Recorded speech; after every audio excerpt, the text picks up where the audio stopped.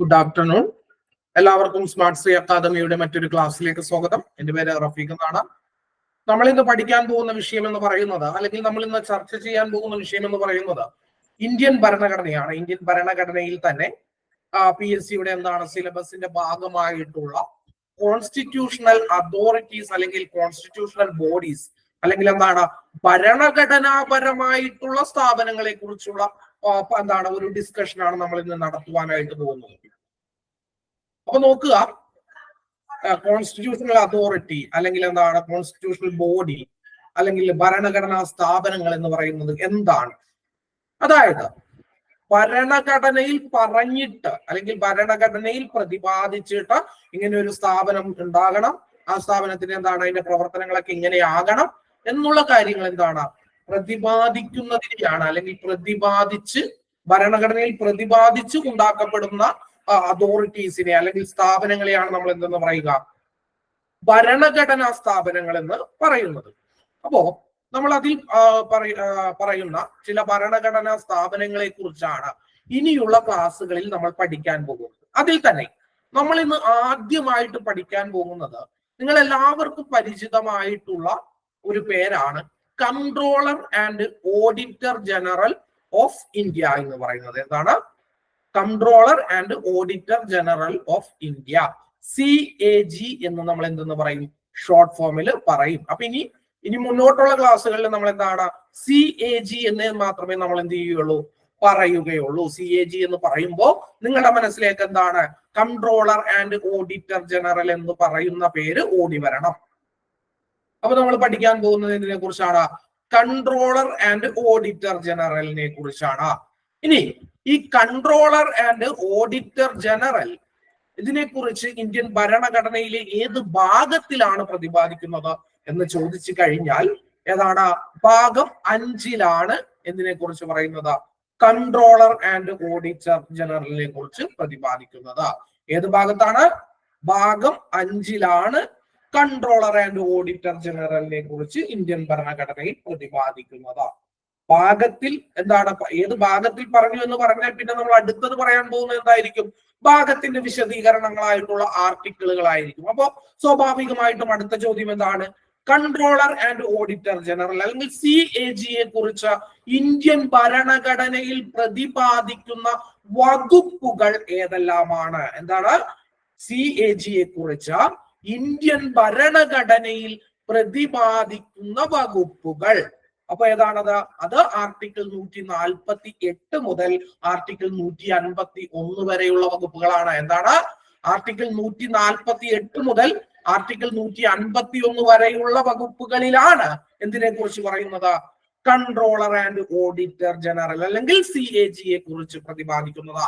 ഭാഗം 5-ൽ ആർട്ടിക്കിൾ 148 മുതൽ ആർട്ടിക്കിൾ 151 വരെ. PSC എപ്പോഴും ചോദിക്കാറുള്ളതാണ്, അല്ലെങ്കിൽ PSC മുൻകാലങ്ങളിൽ ചോദിച്ചിട്ടുള്ളതാണ്.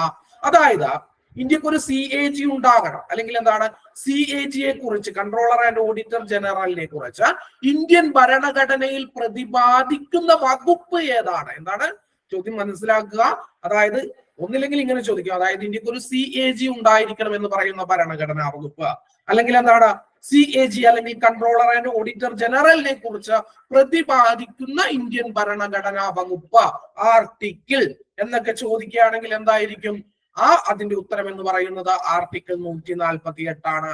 ആർട്ടിക്കിൾ 148-ൽ എന്തെന്നാ പറയുന്നത്, ഇന്ത്യ എന്ന് പറയുന്ന രാജ്യത്തിന് എന്തുണ്ടാകണമെന്ന് പറയുന്നു, ഇന്ത്യ എന്ന് പറയുന്ന രാജ്യത്തിന് ഒരു CAG controller and auditor general ഉണ്ടാകണമെന്ന് പറയുന്ന ഭരണഘടനാ വകുപ്പ് ഏതാണ്?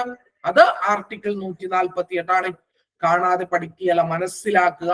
ആർട്ടിക്കിൾ 148 എന്തിനെ കുറിച്ചാണ് പറയുന്നത്?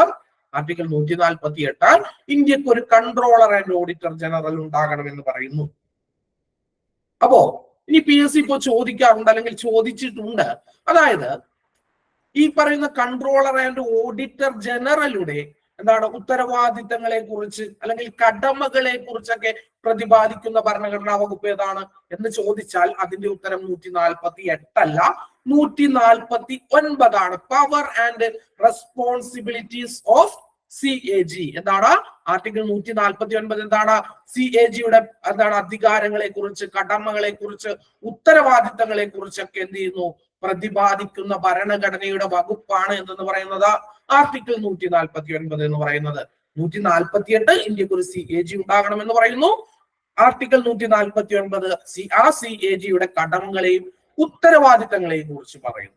ഇനി മറ്റൊരു പ്രധാനപ്പെട്ട വകുപ്പാണ് ആർട്ടിക്കിൾ 151 എന്ന് പറയുന്നത്. എന്താണ് ആർട്ടിക്കിൾ 151 എന്ന് പറയുന്നത്? ആർട്ടിക്കിൾ 151 പറയുന്നത് എന്താണ്? ആർട്ടിക്കിൾ 151 റിപ്പോർട്ട് സമർപ്പണത്തെ കുറിച്ചാണ് പറയുന്നത്. എന്താണ്? റിപ്പോർട്ട് സമർപ്പിക്കും. അതായത് കൺട്രോളർ ആൻഡ് ഓഡിറ്റർ ജനറൽ എന്ത് ചെയ്യും? അദ്ദേഹത്തിന്റെ റിപ്പോർട്ടുകൾ സമർപ്പിക്കും. എന്താണ്?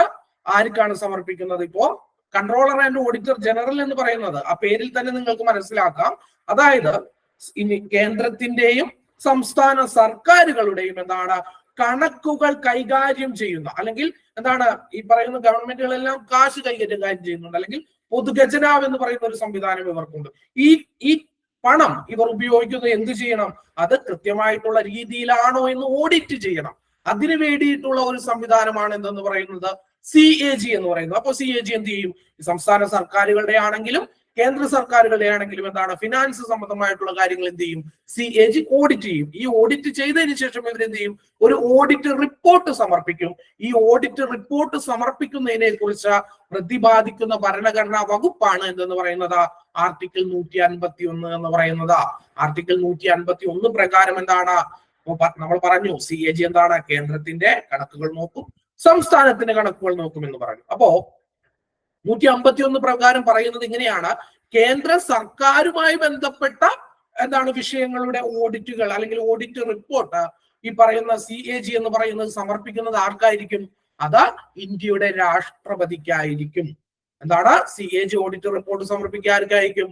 ഇന്ത്യയുടെ രാഷ്ട്രപതിക്കായിരിക്കും. എന്തുമായി ബന്ധപ്പെട്ടിട്ടുള്ളത്? കേന്ദ്ര സർക്കാരുമായി ബന്ധപ്പെട്ടിട്ടുള്ളത്. ഈ റിപ്പോർട്ട് രാഷ്ട്രപതി എന്ത് ചെയ്യും? ഈ റിപ്പോർട്ട് രാഷ്ട്രപതി പാർലമെന്റിന്റെ മുമ്പിൽ സമർപ്പിക്കും. പാർലമെന്റ് അതിനെ കുറിച്ച് എന്ത് ചെയ്യും? ചർച്ചകളൊക്കെ നടത്തും. അപ്പോ CAG കേന്ദ്രവുമായി ബന്ധപ്പെട്ട റിപ്പോർട്ട് സമർപ്പിക്കുക ഇന്ത്യയുടെ രാഷ്ട്രപതിക്ക് അല്ലെങ്കിൽ പ്രസിഡന്റിനായിരിക്കും. ഇത് തന്നെ സംസ്ഥാനങ്ങളുടെ കേസാവുമ്പോൾ എന്ത് സംഭവിക്കും? സംസ്ഥാനങ്ങളുമായി ബന്ധപ്പെട്ടിട്ടുള്ള ഓഡിറ്റ് റിപ്പോർട്ടുകൾ CAG സമർപ്പിക്കുന്നത് ഗവർണർക്കായിരിക്കും. ആർക്കായിരിക്കും? ഗവർണർക്കായിരിക്കും. ഗവർണർ അത് എന്ത് ചെയ്യും? ഗവർണർ അത് സംസ്ഥാന നിയമസഭയുടെ മുൻപാകെ സമർപ്പിക്കും. നോക്കുക, നമ്മൾ പറഞ്ഞ കാര്യങ്ങൾ തന്നെയാണ് നോക്കാൻ പോകുന്നത്. ആർട്ടിക്കിൾ 149 CAG-യുടെ കടമകളെയും ഉത്തരവാദിത്തങ്ങളെയും കുറിച്ച് പറയുന്നു. സാമ്പത്തിക ഭരണരംഗത്ത്, അതായത് ഭരണരംഗവുമായി ബന്ധപ്പെട്ടുള്ള സാമ്പത്തിക ഇടപാടുകളുടെ കാര്യങ്ങളിൽ ഇന്ത്യൻ ഭരണഘടനയെയും പാർലമെന്റിന്റെ നിയമങ്ങളെയും ഉയർത്തിപ്പിടിക്കുക എന്നുള്ളതാണ് CAG-യുടെ കടമ എന്ന് പറയുന്നത്. അതായത് സാമ്പത്തിക കാര്യങ്ങൾ എന്താണ്? അതാത് കാലങ്ങളിൽ പാർലമെന്റ് നിർമ്മിച്ച നിയമങ്ങളുടെയും ഭരണഘടന പറയുന്നതുമായിട്ടുള്ള രീതിയിലാണോ ഈ പണമെല്ലാം ഉപയോഗിച്ചിരിക്കുന്നത്? അങ്ങനെയല്ല എന്നുണ്ടെങ്കിൽ എന്താണ്? അതിനെ സംരക്ഷിക്കുന്നതിനായിട്ടുള്ള നടപടികൾ ചെയ്യണം എന്നുള്ള കാര്യങ്ങളൊക്കെ പറയുന്നത് ആരാണ്? CAG ആണ്. അപ്പൊ എന്താണ്? സാമ്പത്തിക ഭരണരംഗത്ത് ഇന്ത്യൻ ഭരണഘടനയെയും പാർലമെന്റിന്റെ നിയമങ്ങളെയും ഉയർത്തിപ്പിടിക്കുക എന്നുള്ളതാണ് ആരുടെ കടമ എന്ന് പറയുന്നത്? CAG-യുടെ കടമ എന്ന് പറയുന്നത്. അപ്പൊ എന്താണ്? ഈ ആർട്ടിക്കിൾ 151 എന്ന് പറയുന്നത് എന്താണ്? റിപ്പോർട്ട് സമർപ്പണത്തെ കുറിച്ചാണ്. എന്താണ്? റിപ്പോർട്ട് സമർപ്പിക്കുന്നതിനെ കുറിച്ചാണ് ആർട്ടിക്കിൾ 159 പ്രതിപാദിക്കുന്നത്. കേന്ദ്ര സർക്കാരുമായിട്ട് ബന്ധപ്പെട്ട വിഷയങ്ങളിൽ എന്ത് ചെയ്യും? ഓഡിറ്റ് റിപ്പോർട്ട് രാഷ്ട്രപതിക്ക് മുൻപാകെ സമർപ്പിക്കുന്നു. രാഷ്ട്രപതി അത് എന്ത് ചെയ്യുന്നു? പാർലമെന്റിൽ സമർപ്പിക്കുന്നു. സംസ്ഥാന സർക്കാരുമായിട്ട് ബന്ധപ്പെട്ടിട്ടുള്ള വിഷയങ്ങളുടെ ഓഡിറ്റ് റിപ്പോർട്ട് ഗവർണർക്ക് എന്ത് ചെയ്യുന്നു? സമർപ്പിക്കുന്നു. ഗവർണർ അത് എന്ത് ചെയ്യുന്നു? ഗവർണർ അത് സംസ്ഥാന നിയമസഭയുടെ മുൻപാകെ വെക്കുകയാണ് ചെയ്യുന്നത്. അപ്പോ നമ്മൾ പറഞ്ഞു എന്താണ് ഇവർ ചെയ്യുന്നത്? ഇവർ ചെയ്യുന്നത് ഓഡിറ്റ് ആണ് ചെയ്യുന്നത്. ഓഡിറ്റ് ആണ് ചെയ്യുന്നത്. അടുത്ത പോയിന്റ്, അത് ഇവിടെ വരുന്ന പോയിന്റ് അല്ല, അത് തെറ്റി അവിടെ ഇതായി പോയതാണ്. അത് നിങ്ങൾ വിട്ടേക്കുക. എന്താണ് ഇവരുടെ CAG-യുടെ കടമ എന്ന് പറയുന്നത്? CAG-യുടെ കടമ എന്ന് പറയുന്നത് എന്താണ്? അക്കൗണ്ട് ഓഡിറ്റ് ചെയ്യുക, അല്ലെങ്കിൽ എന്താണ് വരുമാനവും ചെലവും തമ്മിലുള്ള കാര്യങ്ങളൊക്കെ പരിശോധിക്കുക. കൃത്യമായിട്ടുള്ള രീതിയിലാണോ പണം ചെലവഴിച്ചിരിക്കുന്നത് എന്നൊക്കെ നോക്കുന്നത് ആരാണ്? CAG ആണെന്ന് പറഞ്ഞു. അതുകൊണ്ട് തന്നെ എന്താണ്, ഇന്ത്യയുടെ ഓഡിറ്റ് ആൻഡ് അക്കൗണ്ട്സ് ഡിപ്പാർട്ട്മെന്റിന്റെ തലവനാണ് ആരെന്ന് പറയുന്നത്? CAG എന്ന് പറയുന്നത് എന്താണ്? ഇന്ത്യയുടെ എന്താണ് ഓഡിറ്റ് ആൻഡ് അക്കൗണ്ട്സ് ഡിപ്പാർട്ട്മെന്റിന്റെ തലവനാണ് ആരെന്ന് പറയുന്നത്? CAG എന്ന് പറയുന്നത്. ഇന്ത്യൻ ഓഡിറ്റ് ആൻഡ് അക്കൗണ്ട്സ് ഡിപ്പാർട്ട്മെന്റിന്റെ തലവനാണ് ആരെന്ന് പറയുന്നത്? CAG എന്ന് പറയുന്നത്.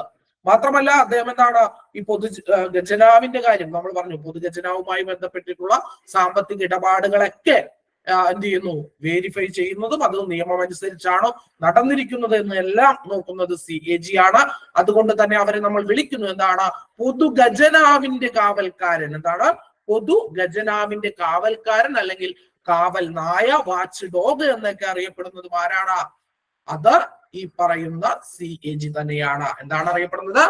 പൊതുഖജനാവിന്റെ കാവൽക്കാരൻ അല്ലെങ്കിൽ കാവൽ നായ എന്നൊക്കെ അറിയപ്പെടുന്നത് ആരാണ്? CAG ആണ്. ഇന്ത്യൻ ഓഡിറ്റ് ആൻഡ് അക്കൗണ്ട്സ് ഡിപ്പാർട്ട്മെന്റിന്റെ തലവൻ CAG ആണ്. പൊതുഖജനാവിന്റെ കാവൽക്കാരൻ, കാവൽ നായ എന്നൊക്കെ അറിയപ്പെടുന്നത് ആരെയാണ്? CAG തന്നെയാണ്. അതുകൊണ്ട് തന്നെയാണ് ഇന്ത്യയുടെ എന്താണ് ഡോക്ടർ BR അംബേദ്കർ പറഞ്ഞത്, ഇന്ത്യയിൽ ഏറ്റവും പ്രാധാന്യമുള്ള ഒരു ഭരണഘടനാ സ്ഥാപനം ഏതാണ് എന്ന് ഡോക്ടർ അംബേദ്കർ പറയുന്നത് ഈ പറയുന്ന കൺട്രോളർ ആൻഡ് ഓഡിറ്റർ ജനറലിനെ കുറിച്ചാണ്, CAG യെ കുറിച്ചാണ്. ഇന്ത്യയിൽ തന്നെ ഏറ്റവും പ്രധാനമുള്ള ഭരണഘടനാ സ്ഥാപനം ഏതാണ് എന്നുള്ള ചോദ്യത്തിന് ഡോക്ടർ അംബേദ്കറുടെ ഉത്തരമായിരുന്നു എന്തെന്ന് പറയുന്നത് CAG എന്ന് പറയുന്നത്, കൺട്രോളർ ആൻഡ് ഓഡിറ്റർ ജനറൽ എന്ന് പറയുന്നത്. അപ്പോ നമ്മൾ പറഞ്ഞു എന്താണ്, വരവ് ചിലവ് കണക്കുകൾ പരിശോധിക്കുന്ന ഉദ്യോഗസ്ഥനാണ് ആരെന്ന് പറയുന്നത്? CAG എന്ന് പറയുന്നത്. അപ്പോ ഇങ്ങനെ ഒരു ചോദ്യമാണ് നിങ്ങൾ വരുന്നത് എന്ന് വിചാരിക്കുക. ഇന്ത്യ എന്ന് പറയുന്ന രാജ്യത്തിന്റെ വരവ് ചിലവ് കണക്കുകൾ പരിശോധിക്കുന്ന എന്താണ്, വരവ് ചിലവ് കണക്കുകൾ പരിശോധിക്കുന്ന പാർലമെന്ററി കമ്മിറ്റി ഏതാണ് എന്ന് ചോദ്യം വന്നാൽ അതിന്റെ ഉത്തരം എന്താണ്? അതിന്റെ ഉത്തരം എന്തായിരിക്കും? നോക്കുക, വരവ് ചിലവ് കണക്കുകൾ പരിശോധിക്കുന്ന ഉദ്യോഗസ്ഥനാണ് CAG എന്ന് നമ്മൾ പറഞ്ഞു. അതുപോലെ തന്നെ ഇന്ത്യയുടെ വരവ് ചിലവ് കണക്കുകൾ പരിശോധിക്കുന്നതിന് ഒരു പാർലമെന്ററി കമ്മിറ്റി ഉണ്ട്. ആ കമ്മിറ്റിയുടെ പേരാണ് പബ്ലിക് അക്കൗണ്ട്സ് കമ്മിറ്റി, PAC എന്ന് പറയുന്നത്. എന്താണ് പബ്ലിക് അക്കൗണ്ട്സ് കമ്മിറ്റി എന്ന് പറയുന്നത്? എന്താണ് പബ്ലിക് അക്കൗണ്ട്സ് കമ്മിറ്റി? ഈ പബ്ലിക് അക്കൗണ്ട്സ് കമ്മിറ്റി എന്ന് പറഞ്ഞു കഴിഞ്ഞാൽ എന്താണ്? അത് ഈ പറയുന്ന പാർലമെന്റിലെ അംഗങ്ങൾ ഉൾപ്പെടുന്ന ഒരു കമ്മിറ്റിയാണ് എന്തെന്ന് പറയുന്നത് പബ്ലിക് അക്കൗണ്ട്സ് കമ്മിറ്റി എന്ന് പറയുന്നത്. അപ്പോ ഇവരെല്ലാവരും തന്നെ അല്ലെങ്കിൽ ഇതിൽ ഉൾപ്പെടുന്ന അംഗങ്ങളെല്ലാം എന്തായിരിക്കില്ല? എക്സ്പെർട്ടുകളായിരിക്കില്ല. അപ്പൊ ഇവരെങ്ങനെയാണ് ഈ പറയുന്ന നമ്മളുടെ രാജ്യത്തിന്റെ വരവ് ചെലവ് കണക്കുകളെ കുറിച്ചൊക്കെ പഠിക്കുകയും പരിശോധിക്കുകയൊക്കെ ചെയ്യുന്നത്? ഇവര് നമ്മൾ പറഞ്ഞു ഈ റിപ്പോർട്ട് ആർക്കാണ് സമർപ്പിക്കുന്നത്? റിപ്പോർട്ട് രാഷ്ട്രപതിക്ക് കൊടുക്കും, അത് പാർലമെന്റിൽ വെക്കും. ഈ പാർലമെന്റിൽ ഈ പബ്ലിക് അക്കൗണ്ട്സ് കമ്മിറ്റിയാണ് ഈ പറയുന്ന നമ്മളുടെ CAG വെച്ചിട്ടുള്ള റിപ്പോർട്ടുകളെ കുറിച്ച് എന്ത് ചെയ്യുന്നത്? പഠിക്കുകയും പരിശോധിക്കുകയും ഒക്കെ ചെയ്യുന്നത് ആരാണ്? PAC ആണ്. അപ്പോൾ CAG-യുടെ സഹായത്തോടു കൂടിയാണ് PAC എന്ത് ചെയ്യുന്നത്? ഇന്ത്യയിലെ വരുമാനങ്ങളെ കുറിച്ച് എന്താണ് കണക്കുകളെ കുറിച്ചൊക്കെ എന്ത് ചെയ്യുന്നത്? പരിശോധന നടത്തുന്നത്. അതുകൊണ്ട് തന്നെ CAG അറിയപ്പെടുന്നത് എന്താണ്? പബ്ലിക് അക്കൗണ്ട് കമ്മിറ്റിയുടെ കണ്ണും വഴികാട്ടിയും കൂട്ടുകാരൻ അല്ലെങ്കിൽ ഫിലോസഫർ അഥവാ തത്വചിന്തകൻ എന്നൊക്കെ അറിയപ്പെടുന്ന വ്യക്തിയാണ് ആരെന്ന് പറയുന്നത്? CAG എന്ന് പറയുന്നത്. എന്താണ്? പബ്ലിക് അക്കൗണ്ട് കമ്മിറ്റിയുടെ കണ്ണും വഴികാട്ടിയും കൂട്ടുകാരൻ, തത്വചിന്തകൻ അഥവാ ഫിലോസഫർ എന്നൊക്കെ അറിയപ്പെടുന്നത് ആരാണ്? CAG ആണ്. പബ്ലിക് അക്കൗണ്ട് കമ്മിറ്റിയുടെ കണ്ണും വഴികാട്ടിയും കൂട്ടുകാരൻ, തത്വചിന്തകൻ എന്നൊക്കെയാണ് അറിയപ്പെടുന്നത്. എന്തുകൊണ്ടാണ് PAC ഇത്തരം കാര്യങ്ങൾ ഇന്ത്യയുടെ വരുമാനത്തെ കുറിച്ചും ചെലവുകളെ കുറിച്ചും ഒക്കെ PAC പരിശോധിക്കുന്നത്? എന്തിന്റെ അടിസ്ഥാനത്തിലാണ്? CAG റിപ്പോർട്ടിന്റെ അടിസ്ഥാനത്തിലാണ്. അതുകൊണ്ടാണ് PAC പബ്ലിക് അക്കൗണ്ട്സ് കമ്മിറ്റിയുടെ എന്തെന്ന് പറയുന്നത് കണ്ണും വഴികാട്ടിയും കൂട്ടുകാരൻ അല്ലെങ്കിൽ എന്താണ് ഫിലോസഫർ എന്നൊക്കെ എന്തറിയപ്പെടുന്നത്? CAG അഥവാ കൺട്രോളർ ആൻഡ് ഓഡിറ്റർ ജനറൽ അറിയപ്പെടുന്നത്. ആ കാര്യങ്ങളൊക്കെ നിങ്ങൾക്ക് കൃത്യമായിട്ട് മനസ്സിലായി എന്ന് കരുതുന്നു. അതായത് ഇന്ത്യൻ ഓഡിറ്റ് ആൻഡ് അക്കൗണ്ട്സ് ഡിപ്പാർട്ട്മെന്റിന്റെ തലവനാണ് CAG. പൊതുഖജനാവിന്റെ കാവൽക്കാരൻ, കാവൽ നായ എന്നൊക്കെ അറിയപ്പെടുന്നു. മാത്രമല്ല PAC എന്ന് പറയുന്ന പബ്ലിക് അക്കൗണ്ട്സ് കമ്മിറ്റിയുടെ കണ്ണും വഴികാട്ടിയും കൂട്ടുകാരൻ ഫിലോസഫർ എന്നൊക്കെ അറിയപ്പെടുന്നതും ആര് തന്നെയാണ്? അത് കൺട്രോളർ ആൻഡ് ഓഡിറ്റർ ജനറൽ തന്നെയാണ്. ഇനി ഇദ്ദേഹത്തെ നിയമിക്കുന്നത് ആരാണ്? ഇദ്ദേഹത്തെ നിയമിക്കുന്നത് ഇന്ത്യയുടെ രാഷ്ട്രപതി അല്ലെങ്കിൽ പ്രസിഡന്റ് ആണ്. ആരാണ് നിയമിക്കുന്നത്? ഇന്ത്യയുടെ രാഷ്ട്രപതിയാണ്. CAG നിയമിക്കുന്നത് ആരാണ്? ഇന്ത്യയുടെ രാഷ്ട്രപതിയാണ്. CAG സത്യപ്രതിജ്ഞ ചെയ്യുന്നത് ആരുടെ മുന്നിലാണ്? CAG സത്യപ്രതിജ്ഞ ചെയ്യുന്നതും രാഷ്ട്രപതിയുടെ മുൻപാകെയാണ്. ഇനി CAG-യുടെ കാലാവധി എന്ന് പറയുന്നത് എത്രയാണ്? CAG-യുടെ കാലാവധി എന്ന് പറയുന്നത് 6 വർഷം അല്ലെങ്കിൽ 65 വയസ്സ്. ഇതിലേതാണോ ആദ്യം വരുന്നത് അതാണ് എന്തെന്ന് പറയുന്നത് CAG-യുടെ കാലാവധി എന്ന് പറയുന്നത്. കാലാവധി എന്ന് പറയുന്നത് 6 വർഷം അല്ലെങ്കിൽ 65 വയസ്സ്. ഏതാണോ ആദ്യം അതാണ് എന്തെന്ന് പറയുന്നത് CAG-യുടെ കാലാവധി എന്ന് പറയുന്നത്. ഇനി ഈ CAG-യെ നീക്കം ചെയ്യുന്നത് ആരാണ്? CAG-യെ നീക്കം ചെയ്യുന്നത് രാഷ്ട്രപതി തന്നെയാണ്. അപ്പോ നിയമിക്കുന്നത് രാഷ്ട്രപതിയാണ്, നീക്കം ചെയ്യുന്നത് രാഷ്ട്രപതിയാണ്. പക്ഷെ രാഷ്ട്രപതിക്ക് അങ്ങനെ അദ്ദേഹത്തിന്റെ സ്വന്തം ഇഷ്ടപ്രകാരം ഇവരെ നീക്കം ചെയ്യുവാനായിട്ട് സാധിക്കുമോ? ഇല്ല. എന്തുകൊണ്ടാണ്?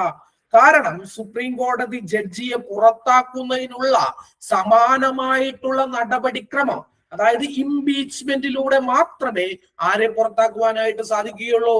ഈ പറയുന്ന കൺട്രോളർ ആൻഡ് ഓഡിറ്റർ ജനറലിനെ എന്ത് ചെയ്യാൻ പറ്റുകയുള്ളൂ? പുറത്താക്കുവാൻ സാധിക്കുകയുള്ളൂ. അതുകൊണ്ട് തന്നെ എന്താണ്? രാഷ്ട്രപതിക്ക് സ്വന്തം ഇഷ്ടപ്രകാരം എന്ത് ചെയ്യാൻ പറ്റില്ല? CAG-യെ നീക്കുവാനായിട്ട് കഴിയില്ല. അതിന് എന്ത് വേണം? അതിന് സുപ്രീം കോടതി ജഡ്ജിയെ പുറത്താക്കുന്നതിന് സമാനമായിട്ടുള്ള ഇംപീച്ച്മെന്റ് നടപടിക്രമങ്ങൾ എന്ത് ചെയ്തിരിക്കണം? പാലിച്ചിരിക്കണം. എന്ന് പറഞ്ഞാൽ എന്താണ്? എന്ന് പറഞ്ഞാൽ പാർലമെന്റിന്റെ ഇരുസഭകളും, അതായത് ലോകസഭയും രാജ്യസഭയും എന്താണ്? പ്രത്യേക ഭൂരിപക്ഷത്തോടു കൂടി പാസാക്കിയ ഒരു പ്രമേയത്തിന്റെ അടിസ്ഥാനത്തിൽ മാത്രമേ, പ്രത്യേക ഭൂരിപക്ഷം എന്ന് പറയുമ്പോൾ 2/3 ഭൂരിപക്ഷം, അംഗങ്ങളുടെ 2/3 ഭൂരിപക്ഷത്തിൽ പാസാക്കിയ ഒരു പ്രമേയത്തിലൂടെ മാത്രമേ എന്ത് ചെയ്യാൻ പറ്റുകയുള്ളൂ? രാഷ്ട്രപതിക്ക് CAG-യെ പുറത്താക്കുവാനായിട്ട് സാധിക്കുകയുള്ളൂ. പാർലമെന്റിന്റെ ഇരുസഭകളിലും പ്രത്യേക ഭൂരിപക്ഷത്തോടു കൂടി എന്താണ് പാസാക്കിയ ഒരു പ്രമേയത്തിന്റെ അടിസ്ഥാനത്തിൽ മാത്രമേ എന്ത് ചെയ്യാൻ പറ്റുകയുള്ളൂ?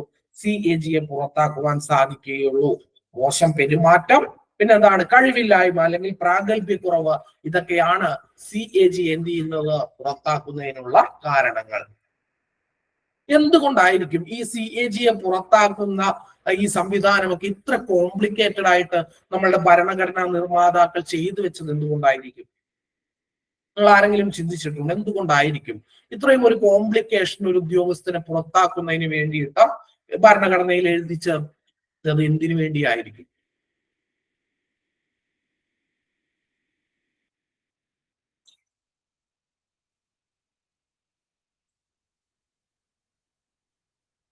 നിയമ ഉദ്യോഗസ്ഥനല്ല കേട്ടോ CAG. ആ പോയിന്റ് ഞാൻ നിങ്ങളോട് വിട്ടേക്കാൻ പറഞ്ഞതാണ്. ഇന്ത്യയിലെ നിയമ ഉദ്യോഗസ്ഥനല്ല CAG. അത് ആ പോയിന്റ് ഞാൻ വേറൊരു സ്ഥലത്ത് എഴുതിയത് മാറിപ്പോയതാണ്. അതെ, അതായത് പക്ഷാപാതിത്വപരമായിട്ട് CAG പെരുമാറാതിരിക്കുവാൻ, അല്ലെങ്കിൽ എന്താണ്, ഭരിക്കുന്ന ആളുകളുടെ ഇഷ്ടത്തിനനുസരിച്ച് ഇപ്പൊ ചില കമ്മീഷനുകളൊക്കെ പ്രവർത്തിക്കുന്നത് പോലെ എന്താണ്, ഭരിക്കുന്ന ആളുകളുടെ ഇഷ്ടത്തിനനുസരിച്ച് CAG ഒക്കെ എന്താണ് ഒരു പക്ഷപാതിത്വം കാണിക്കാതിരിക്കുവാനാണ് ഇത്രയും എന്താണ് പ്രധാനപ്പെട്ട ഒരു പൊസിഷന് ഇത്രയും കോംപ്ലിക്കേറ്റഡ് ആയിട്ടുള്ള കാര്യങ്ങൾ ഇന്ത്യൻ ഭരണഘടനയിൽ എന്ത് ചെയ്യപ്പെട്ടിട്ടുള്ളത്, എഴുതി ചേർക്കപ്പെട്ടിട്ടുള്ളത് എന്നുള്ളത് നിങ്ങൾ എന്ത് ചെയ്യണം? മനസ്സിലാക്കണം. വെറുതെ ഒന്നുമല്ല ഇങ്ങനെയൊക്കെയുള്ള കോംപ്ലിക്കേഷൻസ് ചേർത്തിട്ടുള്ളത്. കാരണം എന്താണ്, അവർ നിഷ്പക്ഷരായിട്ട് നിൽക്കേണ്ട ആളുകളാണ്. ആ ഉദ്യോഗസ്ഥർ എന്ത് ചെയ്യണം? ഇന്ത്യയിൽ നിഷ്പക്ഷമായിട്ട് നിൽക്കണം. അതിനു വേണ്ടിയിട്ടാണ് മറ്റുള്ള രാഷ്ട്രീയക്കാരുടെ എന്താണ് ചട്ടുകങ്ങളായി മാറരുത്. നമ്മുടെ ED, എൻഫോഴ്സ്മെന്റ് ഡയറക്ടറേറ്റ് ഒക്കെ പോലെ എന്താണ് രാഷ്ട്രീയക്കാരുടെ ചട്ടുകങ്ങളായിട്ട് ഇത്തരം ഭരണഘടനാ സ്ഥാപനങ്ങൾ മാറാതിരിക്കാൻ വേണ്ടിയിട്ടാണ് എന്ത് ചെയ്യുന്നത്? ഇത്തരത്തിലുള്ള കാര്യങ്ങളൊക്കെ നമ്മളുടെ ഭരണഘടന നിർമ്മിച്ച ആളുകൾ ചെയ്തു വെച്ചിരിക്കുന്നത്. ഇനി നമ്മൾ പറഞ്ഞു നിയമിക്കുന്നത് രാഷ്ട്രപതിയാണ്, നീക്കം ചെയ്യുന്ന രാഷ്ട്രപതിയാണ്. അതുപോലെ തന്നെ CAG അദ്ദേഹത്തിന് രാജിവെക്കണമെന്ന് തോന്നുകയാണെങ്കിൽ ആ രാജി സമർപ്പിക്കുന്നത് ആർക്കാണ്? അതും രാഷ്ട്രപതിക്ക് തന്നെയാണ്. അപ്പൊ അത് എല്ലാം കൃത്യമായിട്ട് പഠിച്ചു വെക്കണം. CAG എന്താണ്? നിയമിക്കുന്നത് രാഷ്ട്രപതി, നീക്കം ചെയ്യുന്നത് രാഷ്ട്രപതി, അതാണ് രാജി സമർപ്പിക്കുന്നത് രാഷ്ട്രപതിക്ക് എന്നുള്ള കാര്യങ്ങൾ എന്ത് ചെയ്യണം? വളരെ കൃത്യമായിട്ട് മനസ്സിലാക്കി വെക്കണം. ഇനി ഒരു സുപ്രീം കോടതി ജഡ്ജിയുടെ ശമ്പളത്തിന് തുല്യമായിട്ടുള്ള എന്താണ് സാലറിയും അലവൻസുകളുമാണ് ആർക്കുമുള്ളത്? CAG-ക്കുമുള്ളത്. എന്താണ്? ഒരു സുപ്രീം കോടതി ജഡ്ജിയുടെ, ഇപ്പൊ നമ്മൾ പറഞ്ഞ എന്താണ്, സുപ്രീം കോടതി ജഡ്ജി എന്ത് ചെയ്യണം? മാറ്റുന്നതിന് തുല്യമായിട്ടുള്ള നടപടിക്രമമാണ് CAG-യെ മാറ്റുന്നതിനുമുള്ളത്. അപ്പൊ എന്താണ് CAG-യുടെ ഒരു സ്ഥാനം എന്ന് പറയുന്നത് ഇന്ത്യയിൽ ഒരു സുപ്രീം കോടതി ജഡ്ജിക്ക് തുല്യമായിട്ടുള്ള സ്ഥാനമാണ്. അതുകൊണ്ട് തന്നെ എന്താണ്, ഒരു സുപ്രീം കോടതി ജഡ്ജിയുടെ ശമ്പളത്തിന് എന്താണ് തുല്യമായിട്ടുള്ള ശമ്പളമാണ് ആർക്കുള്ളത്? കൺട്രോളർ ആൻഡ് ഓഡിറ്റർ ജനറലിന് ഉള്ളത്. മാത്രമല്ല ഇതിന്റെ ശമ്പളവും മറ്റു ആനുകൂല്യങ്ങളും തീരുമാനിക്കുന്നത് ആരാണ്? അത് പാർലമെന്റ് ആണ്. ശമ്പളവും മറ്റു ആനുകൂല്യങ്ങളും തീരുമാനിക്കുന്നത് ആരാണ്? അത് പാർലമെന്റ് ആണ്. ഇനി മാത്രമല്ല CAG ആയിട്ട് ഒരു വ്യക്തി എന്താണ് സർവീസിൽ ഇരുന്നു, അദ്ദേഹത്തിന്റെ സർവീസ് കാലാവധി കഴിഞ്ഞാൽ അദ്ദേഹത്തിന് എന്ത് ചെയ്യാൻ കഴിയില്ല? അദ്ദേഹത്തിന് കേന്ദ്ര സംസ്ഥാന സർക്കാരുകളിൽ മറ്റു പദവികൾ വഹിക്കുവാൻ സാധിക്കുകയില്ല. എന്താണ് പറയുന്നത്? CAG-യുടെ കാലാവധി ഒരു വ്യക്തി പൂർത്തിയാക്കി കഴിഞ്ഞാൽ പിന്നീട് എന്താ ചെയ്യാൻ പറ്റില്ല? അദ്ദേഹത്തിന് കേന്ദ്രത്തിലോ സംസ്ഥാന സർക്കാരുകളിലോ മറ്റുള്ള പദവികൾ എന്താണ് വഹിക്കുവാനായിട്ട് സാധിക്കുകയില്ല. ഇതൊക്കെ എന്തുകൊണ്ടാണ് പറഞ്ഞത്? നമ്മൾ നേരത്തെ പറഞ്ഞ അതേ കാരണങ്ങൾ കൊണ്ടാണ് ഇതെല്ലാം പറയുന്നത്. എന്തുകൊണ്ടാണ്? CAG നിഷ്പക്ഷമായിട്ട് നിലനിൽക്കുവാൻ വേണ്ടിയിട്ടാണ്. CAG ഒരു ഭരിക്കുന്ന രാഷ്ട്രീയ പാർട്ടിയോട് എന്താണ് ചായ്വുള്ള ഒരു വ്യക്തിയായിട്ട് മാറാതിരിക്കുവാൻ വേണ്ടിയിട്ടാണ് ഇത്രയും കാര്യങ്ങളെല്ലാം ഇന്ത്യൻ ഭരണഘടനയിൽ എന്ത് ചെയ്യുന്നത്? നമ്മളുടെ ഭരണഘടനാ നിർമ്മാതാക്കൾ എഴുതി ചേർത്തിട്ടുള്ളത്. ഇനി ഇന്ത്യയിലെ ആദ്യത്തെ CAG ആരാണ്? ഇന്ത്യയിലെ ആദ്യത്തെ CAG എന്ന് പറയുന്നത് ആരാണ്? ഇന്ത്യയുടെ ആദ്യത്തെ CAG ആരാണ്? ഇന്ത്യയിലെ ആദ്യത്തെ CAG ആരാണ്? വി നരഹരി റാവു. വി നരഹരി റാവു ആണ് ഇന്ത്യയിലെ ആദ്യത്തെ CAG എന്ന് പറയുന്നത്. ഇപ്പോഴത്തെ CAG ആരാണെന്ന് അറിയാവുന്ന ആളുകൾ എന്ത് ചെയ്യുക? ഇവിടെ കമന്റ് ബോക്സിൽ ടൈപ്പ് ചെയ്യുക. ആരാണ് എന്നുള്ളത് എന്ത് ചെയ്യുക? കമന്റ് ബോക്സിൽ ടൈപ്പ് ചെയ്യുക. അപ്പോ ഇത്രയുമാണ് നമുക്ക് എന്താണ് കൺട്രോളർ ആൻഡ് ഓഡിറ്റർ ജനറലുമായി ബന്ധപ്പെട്ടിട്ട് പഠിക്കാനായിട്ടുള്ള എന്താണ് ഭാഗം 5-ലാണ് പറയുന്നത്. 148 മുതൽ 151 വരെ. 148 ഒരു CAG ഉണ്ടാകണമെന്ന് പറയുന്നു. 149 അതിന്റെ എന്താണ് റെസ്പോൺസിബിലിറ്റിയെ കുറിച്ച്, കടമകളെ കുറിച്ചൊക്കെ പറയുന്നു. 151 റിപ്പോർട്ട് സമർപ്പിക്കുന്നതിനെ കുറിച്ച് പറയുന്നു. കേന്ദ്രവുമായി ബന്ധപ്പെട്ടിട്ടുള്ള റിപ്പോർട്ട് രാഷ്ട്രപതിക്കും സംസ്ഥാനവുമായി ബന്ധപ്പെട്ടിട്ടുള്ള റിപ്പോർട്ടുകൾ ഗവർണർക്ക് മുൻപാകെയും സമർപ്പിക്കുന്നു. ഇന്ത്യൻ ഓഡിറ്റ് ആൻഡ് അക്കൗണ്ട്സ് ഡിപ്പാർട്ട്മെന്റിന്റെ തലവനാണ് CAG എന്ന് പറയുന്നത്. പൊതുഖജനാവിന്റെ കാവൽക്കാരൻ, കാവൽ നായ എന്നൊക്കെ അറിയപ്പെടുന്നു. പബ്ലിക് അക്കൗണ്ട്സ് കമ്മിറ്റിയുടെ കണ്ണും വഴികാട്ടിയും കൂട്ടുകാരൻ, തത്വചിന്തകൻ എന്നൊക്കെ അറിയപ്പെടുന്നത് ആര് തന്നെയാണ്? CAG തന്നെയാണ്. നിയമിക്കുന്നത്, സത്യപ്രതിജ്ഞ ചെയ്യുന്നത്, നീക്കം ചെയ്യുന്നത്, രാജി സമർപ്പിക്കുന്നത് ഇതെല്ലാം ആർക്കാണ്? രാഷ്ട്രപതിക്കാണ്. കാലാവധി എന്ന് പറയുന്നത് 6 വർഷം അല്ലെങ്കിൽ 65 വയസ്സാണ്. നീക്കം ചെയ്യുന്ന കാര്യത്തിൽ എന്താണ് ഇംപീച്ച്മെന്റ് എന്ന് പറയുന്ന നടപടി അവിടെ പ്രൊസീജിയർ അവിടെ നടന്നിരിക്കണം. പിന്നെ എന്താണ് സുപ്രീം കോടതി ജഡ്ജിക്ക് തുല്യമായ പദവിയാണ്. അതുകൊണ്ട് തന്നെ എന്താണ് അതിന് തുല്യമായിട്ടുള്ള ശമ്പളമാണ്. ഇതിന്റെ എന്താണ് ശമ്പളവും മറ്റു ആനുകൂല്യങ്ങളും തീരുമാനിക്കുന്നത് പാർലമെന്റ് ആണ്. ഈ CAG എന്ന് പറയുന്ന പദവി വഹിച്ചതിന് ശേഷം എന്ത് ചെയ്യാൻ പറ്റില്ല? മറ്റൊരു ഗവൺമെന്റ് പദവികളും അദ്ദേഹത്തിന് വഹിക്കുവാനായിട്ട് സാധിക്കുകയില്ല. ഇന്ത്യയിലെ ആദ്യത്തെ CAG അഥവാ കൺട്രോളർ ആൻഡ് ഓഡിറ്റർ ജനറൽ ആണ് ആരെന്ന് പറയുന്നത് വി നരഹരി റാവു എന്ന് പറയുന്നത്. ഇപ്പോഴത്തെ ആരാണ് ഇന്ത്യയിലെ CAG ആരാണെന്ന് അറിയാവുന്ന ആളുകൾ കമന്റ് ചെയ്തിട്ടുണ്ട്. അറിയാത്ത ആളുകൾ എന്ത് ചെയ്യുക? അത് കണ്ടുപിടിച്ച് പഠിക്കേണ്ടതാണ്. ഇനി അപ്പോ CAG അഥവാ കൺട്രോളർ ആൻഡ് ഓഡിറ്റർ ജനറൽ എന്ന് പറയുന്ന അതിനെക്കുറിച്ച് എന്താണ് നമ്മൾ ഏകദേശം ഒരുവിധപ്പെട്ട എല്ലാ വിവരങ്ങളും നമ്മൾ എന്ത് ചെയ്തു? പഠിച്ച് കഴിഞ്ഞു.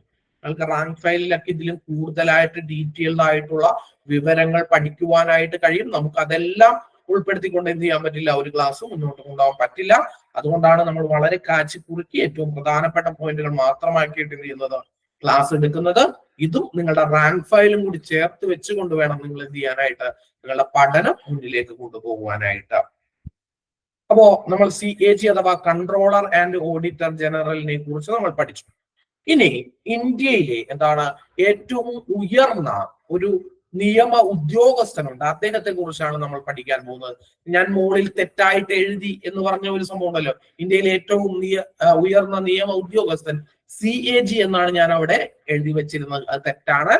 അത് ഇവിടെ വരേണ്ട ഒരു ഇതായിരുന്നു. ഞാൻ എഴുതിയപ്പോൾ എന്ത് ചെയ്തതാണ്, അത് മാറിപ്പോയതാണ്. അതായത് ഇന്ത്യയിലെ ഏറ്റവും ഉയർന്ന നിയമ ഉദ്യോഗസ്ഥന്റെ പേരാണ് എന്ന് പറയുന്നത് അറ്റോർണി ജനറൽ ഓഫ് ഇന്ത്യ. എന്താണ്? Attorney general of India. ഇന്ത്യയിലെ ഏറ്റവും ഉയർന്ന അല്ലെങ്കിൽ ഇന്ത്യയിലെ ഏറ്റവും വലിയ എന്താണ് നിയമ ഉദ്യോഗസ്ഥനാണ് ആരെന്ന് പറയുന്നത്? അറ്റോർണി ജനറൽ എന്ന് പറയുന്നത്. ഇനി അറ്റോർണി ജനറലിനെ കുറിച്ച് പ്രതിപാദിക്കുന്ന ഇന്ത്യൻ ഭരണഘടനയുടെ വകുപ്പാണ് എന്ന് പറയുന്നത് ആർട്ടിക്കിൾ 76. ഏതാണ് ആർട്ടിക്കിൾ 76? CAG യെ കുറിച്ച് ഏതായിരുന്നു?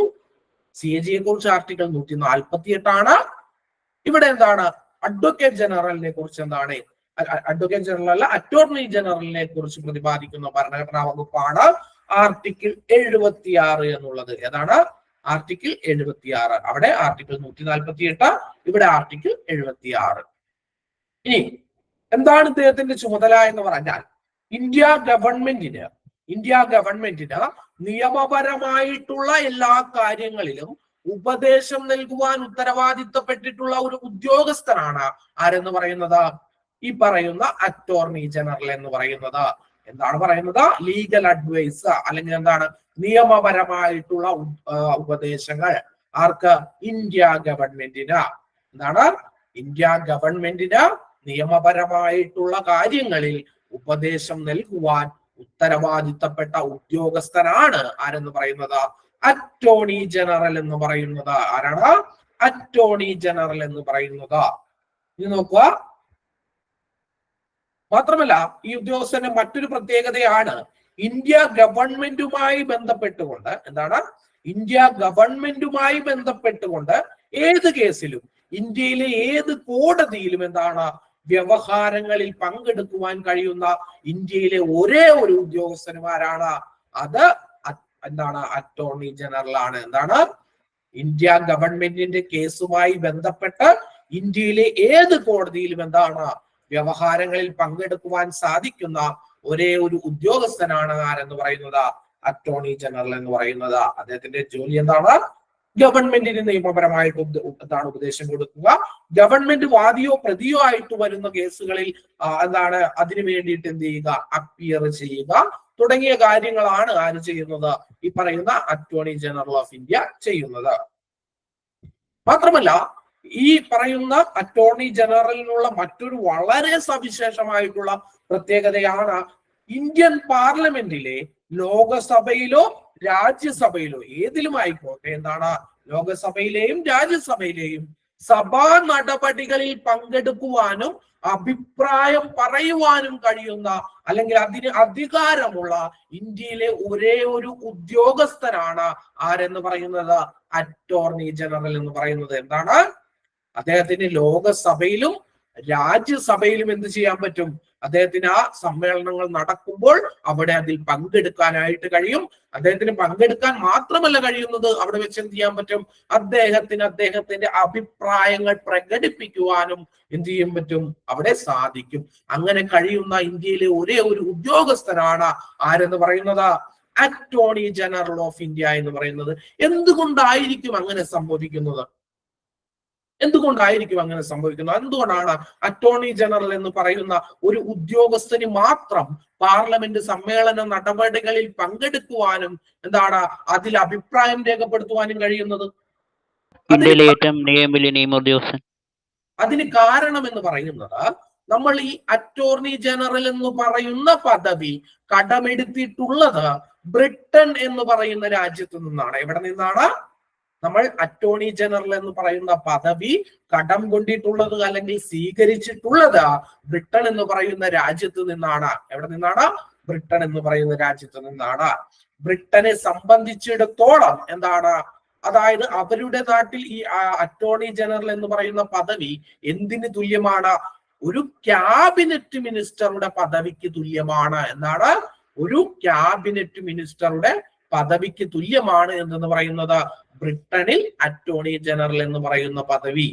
അതുകൊണ്ട് തന്നെയാണ് ഇന്ത്യയിലും ആ പദവി എടുത്തപ്പോ പക്ഷെ നമ്മൾ എന്താണ് പൂർണ്ണമായിട്ടും ക്യാബിനറ്റ് മന്ത്രിമാർക്ക് തുല്യമായിട്ടുള്ള ഒരു പദവി ആർക്ക് കൊടുത്തില്ല? അറ്റോർണി ജനറലിന് കൊടുത്തില്ല. എന്നാൽ ചില ക്യാബിനറ്റ് മന്ത്രിമാർക്കുള്ള ചില അവകാശങ്ങളും അധികാരങ്ങളും കുറച്ചൊക്കെ ആർക്ക് നൽകുകയും ചെയ്തു? അറ്റോർണി ജനറലിന് ഇന്ത്യയിൽ നൽകുകയും ചെയ്തു. അതുകൊണ്ട് തന്നെ എന്ത് ചെയ്യാൻ പറ്റി? ഇന്ത്യയിലെ അറ്റോർണി ജനറലിന് എന്ത് ചെയ്യാൻ പറ്റി? ഈ പറയുന്ന പാർലമെന്റിലെ സഭാ സമ്മേളനങ്ങളിൽ എന്താണ് പങ്കെടുക്കാൻ അനുവാദം ലഭിച്ചു. പക്ഷേ എന്താണ് പങ്കെടുക്കാം, അഭിപ്രായം രേഖപ്പെടുത്താം. പക്ഷെ അറ്റോർണി ജനറലിന് എന്തിന് കഴിയില്ല? അവിടെ വോട്ടെടുപ്പിൽ പങ്കെടുക്കാനായിട്ട് ഇന്ത്യയിൽ സാധിക്കില്ല. പക്ഷെ ബ്രിട്ടനിൽ എന്ത് കഴിയുമായിരുന്നു? വോട്ടെടുപ്പിൽ പങ്കെടുക്കാനായിട്ട് സാധിക്കും. കാരണം എന്താണ്? അത് പൂർണ്ണമായിട്ടും അവിടെ അറ്റോർണി ജനറൽ എന്ന് പറയുന്ന ആ പദവി ഉണ്ടല്ലോ, അത് ഒരു ക്യാബിനറ്റ് മിനിസ്റ്ററിന് തുല്യമായിട്ടുള്ള പദവി ആയതുകൊണ്ട് തന്നെ എന്താണ് അവിടെ അദ്ദേഹത്തിന് എന്താണ് പാർലമെന്റ് സമ്മേളനങ്ങളിൽ പങ്കെടുക്കുവാനും വോട്ട് ചെയ്യുവാനും കഴിയും. നമ്മളുടെ നാട്ടിൽ എന്താണ്? നമ്മൾ പൂർണ്ണമായിട്ടും ക്യാബിനറ്റ് മിനിസ്റ്റർക്ക് തുല്യമായിട്ടുള്ള ഒരു പദവിയായിട്ട് എന്ത് ചെയ്തില്ല? ഇതിനെ മാറ്റിയില്ല. പകരം ക്യാബിനറ്റ് മിനിസ്റ്റർമാർക്കുള്ള ചില അധികാരങ്ങൾ കൊടുക്കുകയും ചിലതൊക്കെ എന്താണ് കൊടുക്കാതിരിക്കുകയും ചെയ്തു. അതിലൊന്നാണ് നമ്മൾ ഈ പറയുന്നത് എന്താണ്? അദ്ദേഹത്തിന് ലോക്സഭയിലും രാജ്യസഭയിലും എന്താണ് ഈ പറയുന്ന സമ്മേളനങ്ങളിൽ പങ്കെടുക്കാം, അഭിപ്രായം പറയാം. പക്ഷെ എന്താണ് മറ്റുള്ള എം പിമാർക്കുള്ള വോട്ട് ചെയ്യുവാനുള്ള അവകാശം എന്ന് പറയുന്നത് ആർക്കില്ല? ഈ പറയുന്ന അറ്റോർണി ജനറലിന് ഇല്ല. അപ്പൊ അതുകൊണ്ട് തന്നെ അടുത്ത ചോദ്യം എന്താണ്? അറ്റോർണി ജനറൽ എന്ന് പറയുന്ന ആശയം ഇന്ത്യ സ്വീകരിച്ചിരിക്കുന്നത് ഏത് രാജ്യത്തു നിന്നാണ്? അത് ബ്രിട്ടനിൽ നിന്നാണ്. ലോക്സഭയിലും രാജ്യസഭയിലും സഭാ നടപടികളിൽ പങ്കെടുക്കുവാനും അഭിപ്രായം രേഖപ്പെടുത്തുവാനും അധികാരമുള്ള ഏക ഉദ്യോഗസ്ഥൻ അറ്റോർണി ജനറൽ ആണ്. പക്ഷെ അദ്ദേഹത്തിന് എന്ത് ചെയ്യാൻ പറ്റില്ല? വോട്ടവകാശം പാർലമെന്റിൽ ഉണ്ടായിരിക്കില്ല. ആശയം ബ്രിട്ടനിൽ നിന്നാണ് സ്വീകരിച്ചത്. ഇനി അടുത്ത പോയിന്റിലേക്ക് നമുക്ക് പോവാം. ഈ അറ്റോർണി ജനറലിനെ ഇന്ത്യയിൽ നിയമിക്കുന്നത് ആരാണ്? എന്താണ്? അറ്റോർണി ജനറലിനെ ഇന്ത്യയിൽ നിയമിക്കുന്നത് ആരാണ്? രാഷ്ട്രപതിയാണ്. എന്താണ്? അറ്റോർണി ജനറലിനെ ഇന്ത്യയിൽ നിയമിക്കുന്നത് ഇന്ത്യയുടെ രാഷ്ട്രപതി അല്ലെങ്കിൽ പ്രസിഡന്റ് ആണ്. എന്താണ്? Recommendation of union ministry. Union മിനിസ്ട്രിയുടെ നിർദ്ദേശപ്രകാരമാണ് ഒരു അറ്റോർണി ജനറലിനെ ആരും നിയമിക്കുന്നത്? രാഷ്ട്രപതി നിയമിക്കുന്നത്. ഇനി ഇദ്ദേഹത്തിന്റെ യോഗ്യത എന്താണ്? ഇദ്ദേഹത്തിന്റെ യോഗ്യത എന്താണ്? യോഗ്യത പറയുന്നത് സുപ്രീം കോടതി ജഡ്ജി ആകാനുള്ള യോഗ്യത എന്താണ്? സുപ്രീം കോടതി ജഡ്ജി ആകാനുള്ള യോഗ്യതകൾ ആർക്കുണ്ടായിരിക്കണം? ഒരു അറ്റോർണി ജനറലിന് ഉണ്ടായിരിക്കണം. എന്ന് പറഞ്ഞാൽ എന്താണ് ഒരു സുപ്രീം കോടതി ജഡ്ജി ആകാനുള്ള യോഗ്യത? അത് നമ്മൾ അറിഞ്ഞിരിക്കണ്ടേ? ഒരു സുപ്രീം കോടതി ജഡ്ജി ആകാനുള്ള യോഗ്യത എന്ന് പറയുന്നത് ഒന്നാമത്തേത് നമ്മളൊരു ഇന്ത്യൻ പൗരനായിരിക്കണം എന്നുള്ളതാണ്. നമ്മളൊരു ഇന്ത്യൻ പൗരൻ ആയിരിക്കണം. ഏറ്റവും ഒന്നാമത്തെ ഇതാണ് കണ്ടീഷൻ എന്ന് പറയുന്നത്, ഇന്ത്യൻ പൗരനായിരിക്കണം. രണ്ടാമത്തേത് 5 വർഷമെങ്കിലും ഏതെങ്കിലും ഒരു ഹൈക്കോടതിയിൽ ജഡ്ജി ആയിട്ടുള്ള എക്സ്പീരിയൻസ് ഉണ്ടായിരിക്കണം.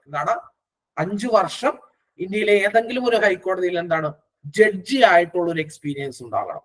അല്ലെങ്കിൽ എന്ത് വേണം? അല്ലെങ്കിൽ ഇന്ത്യയിലെ ഏതെങ്കിലും ഹൈക്കോടതികളിൽ 10 വർഷം ലോയർ ആയിട്ട് നമുക്ക് എക്സ്പീരിയൻസ് ഉണ്ടായിരിക്കണം. അല്ലെങ്കിൽ പ്രസിഡന്റിന്റെ കാഴ്ചപ്പാടിൽ വളരെ നിയമജ്ഞാനമുള്ള ഒരാളാണെന്ന് പ്രസിഡന്റിന് ബോധ്യപ്പെട്ടാലും പ്രസിഡന്റിന് എന്തിനു സാധിക്കും? അദ്ദേഹത്തെ അറ്റോർണി ജനറൽ ആയിട്ട് നിയമിക്കുവാനായിട്ട് സാധിക്കും. 3 ക്ലോസുകളാണ് ഉള്ളത്. ഒന്ന് പറഞ്ഞാൽ എല്ലാ ക്ലോസിലും ഏറ്റവും ബാധകമായിട്ടുള്ളത് ഇന്ത്യൻ സിറ്റിസൺ ആയിരിക്കണം. ഇന്ത്യൻ സിറ്റിസൺ ആയിരിക്കണം. അല്ലെങ്കിൽ ഹൈക്കോടതിയിൽ 5 വർഷത്തെ ജഡ്ജിങ് എക്സ്പീരിയൻസ് ഉണ്ടായിരിക്കണം, ജഡ്ജി ആയിട്ടുള്ള എക്സ്പീരിയൻസ് ഉണ്ടായിരിക്കണം. അല്ലെങ്കിൽ ഇന്ത്യൻ പൗരനായിരിക്കണം. 10 വർഷം ഹൈക്കോടതിയിൽ ലോയർ ആയിട്ടുള്ള എക്സ്പീരിയൻസ് ഉണ്ടായിരിക്കണം. അല്ലെങ്കിൽ എങ്ങനെയാണ്? ഇന്ത്യൻ പൗരനായിരിക്കണം. രാഷ്ട്രപതിക്ക് ഇദ്ദേഹം നിയമ കാര്യങ്ങളിൽ ഇദ്ദേഹം വളരെ പരിജ്ഞാനമുള്ള ആളാണെന്ന് ഒരു ബോധ്യം ഉണ്ടായിരിക്കണം. ഈ കണ്ടീഷനിൽ ഏതെങ്കിലും ഒന്ന് വന്നാൽ അദ്ദേഹത്തിന് എന്താകാൻ പറ്റും? ഒരു സുപ്രീം കോടതിയുടെ ജഡ്ജി ആകാൻ കഴിയും. മാത്രമല്ല എന്താകുവാനും കഴിയും? ഇന്ത്യയുടെ അറ്റോർണി ജനറൽ ആകുവാനുമായിട്ട് കഴിയും. അപ്പോ നമ്മൾ യോഗ്യത പറഞ്ഞു. ഇനി നമ്മൾ അടുത്ത കാലാവധിയാണ് പറയാൻ പോകുന്നത്. എന്താണ് ഈ പറയുന്ന അറ്റോർണി ജനറലിന്റെ കാലാവധി എന്ന് പറയുന്നത്? നമ്മൾ CAG-യുടെ കാലാവധി പറഞ്ഞപ്പോൾ എന്താണ് 6 വർഷം 65 വയസ്സ് ഇതിൽ ഏതാണോ ആദ്യം വരുന്നത് എന്ന് പറഞ്ഞു. എന്നാൽ ഇന്ത്യൻ ഭരണഘടനയിൽ അങ്ങനെ ഒരു കാലാവധി എന്തിനെ കുറിച്ച് പറയുന്നില്ല? അറ്റോർണി ജനറലിനെ കുറിച്ച് പറയുമ്പോൾ അവിടെ പറയുന്നില്ല. അതായത് ഈ അറ്റോർണി ജനറൽ എന്ന് പറയുന്ന പദവിക്ക് എന്താണ് ഭരണഘടനയിൽ എന്താണ് ഒരു കാലാവധി പ്രതിപാദിക്കുന്നില്ല. പകരം പറയുന്നത് എങ്ങനെയാണ്? പകരം പറയുന്നത് പ്രസിഡന്റിന് താല്പര്യമുള്ളിടത്തോളം കാലം അറ്റോർണി ജനറലിന് ആ പദവിയിൽ തുടരാം. അങ്ങനെ എന്താണ്? പ്രസിഡന്റിന് താല്പര്യമുള്ളിടത്തോളം കാലം അറ്റോർണി ജനറലിന് എന്താണ് ആ പദവിയിൽ തുടരാം. ഇങ്ങനെയാണ് he or she should hold the office during the pleasure of the president. എന്താണ്? പ്രസിഡന്റിന് താല്പര്യമുള്ളിടത്തോളം ആ പദവിയിൽ തുടരാം എന്ന് പറഞ്ഞാൽ എന്താണ്? പ്രസിഡന്റിന് ഡെയിലി ചായയൊക്കെ വാങ്ങിച്ചു കൊടുത്ത് അദ്ദേഹത്തെ സന്തോഷിപ്പിച്ച് നിർത്തുക എന്നുള്ളതല്ല അതിന്റെ അർത്ഥം എന്ന് പറയുന്നത്. പ്രസിഡന്റിന്റെ പ്ലഷർ എന്ന് പറയുന്നത് എന്താണ് എന്ന് നമ്മൾ പഠിച്ചിട്ടുണ്ട്. അത് യൂണിയൻ മിനിസ്ട്രിയുടെ പ്ലഷർ ആണ്. യൂണിയൻ മിനിസ്ട്രിക്ക് താല്പര്യമുള്ളിടത്തോളം കാലം എന്ത് ചെയ്യാൻ പറ്റും? പ്രസിഡന്റ് ഹാപ്പി ആയിരിക്കും. പ്രസിഡന്റ് ഹാപ്പി ആയിരിക്കുന്നിടത്തോളം കാലം CAG-ക്ക് എന്താണ് അദ്ദേഹത്തിന്റെ പദവിയിൽ തുടരാൻ കഴിയും. അതുകൊണ്ട് തന്നെ ഈ പറയുന്ന CAG-യെ നീക്കം ചെയ്യുവാനായിട്ടുള്ള അധികാരം എന്ന് പറയുന്നത് ആർക്കാണ്? രാഷ്ട്രപതിക്കാണ്. എന്താണ്? CAG അല്ല, ഈ പറയുന്ന അറ്റോർണി ജനറലിന് എന്താണ് നീക്കം ചെയ്യുവാനായിട്ടുള്ള നീക്കം ചെയ്യുവാനായിട്ടുള്ള അധികാരം എന്ന് പറയുന്നത് രാഷ്ട്രപതിക്കായിരിക്കും. പക്ഷെ എന്താണ് ഇവിടെ നമ്മൾ CAG-യുടെ കാര്യത്തിൽ പറഞ്ഞ പോലെ എന്തില്ല? CAG-യുടെ കാര്യത്തിൽ നമ്മൾ പറഞ്ഞപ്പോൾ പറഞ്ഞു അവിടെ എന്താണ്? പാർലമെന്റിന്റെ സമ്മതം വേണം. എങ്ങനെ വേണം? പാർലമെന്റിന്റെ സമ്മതം വെറുതെ പോരാ, 3/2 ഭൂരിപക്ഷം വേണമെന്ന് നമ്മൾ പറഞ്ഞിരുന്നു. പക്ഷേ ഇവിടെ അതൊന്നും വേണ്ട. രാഷ്ട്രപതി അൺഹാപ്പി ആണെങ്കിൽ അല്ലെങ്കിൽ എന്താണ് മിനിസ്ട്രിക്ക് താല്പര്യമില്ല എന്നുണ്ടെങ്കിൽ എന്ത് ചെയ്യാൻ പറ്റും? ഇവരെ നീക്കം ചെയ്യുവാനായിട്ട് രാഷ്ട്രപതിക്ക് തന്നെ കഴിയും. എന്തുകൊണ്ടാണ്? നമ്മളിവിടെ മുകളിൽ യോഗ്യത പറഞ്ഞപ്പോൾ സുപ്രീം കോടതി ജഡ്ജി ആകാനുള്ള യോഗ്യത വേണം ആർക്ക് എന്ന് പറഞ്ഞു? ഈ പറയുന്ന അറ്റോർണി ജനറൽ എന്ന് പറഞ്ഞു. പക്ഷേ നമ്മൾ ഒരു കാര്യം പറഞ്ഞില്ല എന്തെന്നുള്ളത്, ഈ പറയുന്ന അറ്റോർണി ജനറലിന്റെ പദവി എന്നുള്ളത് സുപ്രീം കോടതിക്ക് ജഡ്ജിക്ക് തുല്യമായിട്ടുള്ള പദവിയാണെന്ന് നമ്മൾ അവിടെ പറഞ്ഞിട്ടില്ല. അത് മനസ്സിലാക്കണം. നമ്മൾ CAG-യുടെ കാര്യം പറഞ്ഞപ്പോൾ CAG-യുടെ പദവി എന്ന് പറയുന്നത് ആർക്ക് തുല്യമാണെന്ന് പറഞ്ഞു? സുപ്രീം കോടതി ജഡ്ജിക്ക് തുല്യമാണെന്ന് പറഞ്ഞു. പക്ഷെ അറ്റോർണി ജനറലിന്റെ പദവിക്ക് യോഗ്യത സുപ്രീം കോടതി ജഡ്ജി ആകാനുള്ള യോഗ്യതയാണ്. പക്ഷെ ഇത് രണ്ടും എന്താണ്? തുല്യമായിട്ടുള്ള പദവികളല്ല. വെറും ഒരു ഉദ്യോഗസ്ഥനെ പോലെയാണ് നമ്മൾ ആരെ കണക്കാക്കുന്നത്? നമ്മൾ അറ്റോർണി ജനറലിനെ കണക്കാക്കുന്നത്. സുപ്രീം കോടതി ജഡ്ജിക്കുള്ള എല്ലാ എന്താണ് അതിന് തുല്യമായിട്ടുള്ള എന്താണ് ഒരു പദവിയൊന്നും അല്ല ഇന്ത്യയിൽ എന്തെന്ന് പറയുന്നത് അറ്റോർണി ജനറൽ എന്ന് പറയുന്നത്. അതുകൊണ്ട് തന്നെ എന്താണ് പാർലമെന്റിന്റെ ഒരു സ്പെഷ്യൽ മെജോറിറ്റി ഒന്നും പാസ്സാക്കിയ റെസല്യൂഷന്റെ ഒന്നും സഹായം വേണ്ട രാഷ്ട്രപതിക്ക് ആരെ പുറത്താക്കുന്നതിനായിട്ട്. രാഷ്ട്രപതിക്ക് ഈ പറയുന്ന അറ്റോർണി ജനറലിനെ എന്ത് ചെയ്യാനായിട്ട് പുറത്താക്കുന്നതിനായിട്ട് പാർലമെന്റിന്റെ 3/2 ഭൂരിപക്ഷത്തിന്റെ ആവശ്യമൊന്നുമില്ല. പ്രസിഡന്റ് അൺഹാപ്പി ആയാൽ എന്ത് ചെയ്യും? ഇദ്ദേഹത്തിന്റെ പദവി നഷ്ടപ്പെടും. അപ്പൊ എന്താണ്? നിയമിക്കുന്നത് രാഷ്ട്രപതിയാണെന്ന് നമ്മൾ പറഞ്ഞു, നീക്കം ചെയ്യുന്നത് രാഷ്ട്രപതിയാണ്. രാജി സമർപ്പിക്കുന്ന ആർക്കാണ്? രാജി സമർപ്പിക്കുന്നതും രാഷ്ട്രപതിക്കാണ്. അപ്പോ നമ്മൾ പറഞ്ഞു അറ്റോർണി ജനറൽ എന്ന് പറയുന്നത് ഇന്ത്യയിൽ എന്താണ് ഒരു സുപ്രീം കോടതി ജഡ്ജിക്ക് തുല്യമായിട്ടുള്ള പദവിയൊന്നുമല്ല, യോഗ്യത മാത്രമാണ് എന്തെന്ന് പറയുന്നത്. സുപ്രീം കോടതി ജഡ്ജിക്ക് തുല്യമായിട്ടുള്ള യോഗ്യത. പദവി എന്ന് പറയുന്നത് സുപ്രീം കോടതി ജഡ്ജിക്ക് എന്താണ് തുല്യമായിട്ടുള്ള ഒരു പദവിയല്ല, ഒരു ഉദ്യോഗസ്ഥന് തുല്യമായിട്ടുള്ള ഒരു പദവി മാത്രമാണ്. പക്ഷേ ഇന്ത്യയിൽ എന്താണ് ഈ അറ്റോർണി ജനറലിനെ എന്താണ് ഒരു ഗവൺമെന്റ് ഉദ്യോഗസ്ഥനായിട്ടും എന്ത് ചെയ്യുന്നില്ല, കണക്കാക്കുന്നില്ല. കാരണം ഈ അറ്റോർണി ജനറലിന് ഇന്ത്യയുടെ അറ്റോർണി ജനറൽ ആയിരിക്കുമ്പോൾ തന്നെ അല്ലെങ്കിൽ ആ പദവിയിൽ ഇരിക്കുമ്പോൾ തന്നെ എന്ത് ചെയ്യാൻ പറ്റും? അദ്ദേഹത്തിന് പ്രൈവറ്റ് കേസുകൾ സ്വീകരിക്കുവാനായിട്ട് കഴിയും. എന്താണ്? അറ്റോർണി ജനറലിന് ആ പദവിയിൽ ഇരിക്കുമ്പോൾ തന്നെ എന്ത് ചെയ്യുവാനായിട്ട് സാധിക്കും? അദ്ദേഹത്തിന് മറ്റു കേസുകൾ സ്വീകരിക്കുവാനും അതിനുവേണ്ടി ഒരു വ്യക്തിക്ക് വേണ്ടിയിട്ട് എന്താണ് കോടതിയിൽ എന്താണ് അപ്പിയർ ചെയ്യുവാനൊക്കെ ആയിട്ട് അദ്ദേഹത്തിന് സാധിക്കും. പക്ഷെ ആ കേസ് എന്ത് ചെയ്യരുത്? അത് ഗവൺമെന്റിനെതിരായിട്ടുള്ള ഒരു കേസാകാൻ പാടില്ല. രണ്ട് വ്യക്തികൾ തമ്മിലുള്ള കേസുകളിലൊക്കെ എന്ത് ചെയ്യാൻ പറ്റും? അദ്ദേഹത്തിന്റെ സ്വകാര്യ കേസുകൾ എന്ത് ചെയ്യാം? സ്വീകരിക്കുകയും അതിനുവേണ്ടി വാദിക്കുകയും ഒക്കെ അറ്റോർണി ജനറലിന് ചെയ്യുവാനായിട്ട് സാധിക്കും. ആ പോയിന്റ് നിങ്ങളുടെ മനസ്സിലുണ്ടായിരിക്കണം. എന്താണ്? അറ്റോർണി ജനറലിന് ആ പദവിയിൽ ഇരിക്കെ തന്നെ എന്ത് ചെയ്യുവാൻ പറ്റും? മറ്റു പ്രൈവറ്റ് കേസുകൾ സ്വീകരിക്കുവാനായിട്ട് സാധിക്കും. ഇനി ഇന്ത്യയിലെ ആദ്യത്തെ അറ്റോർണി ജനറൽ ആരാണ്? ഇന്ത്യയിലെ ആദ്യത്തെ അറ്റോർണി ജനറൽ ആണ് MC സെതൽവാദ് എന്ന് പറയുന്നത്. ഇപ്പോഴത്തെ അറ്റോർണി ജനറൽ ആരാണ്?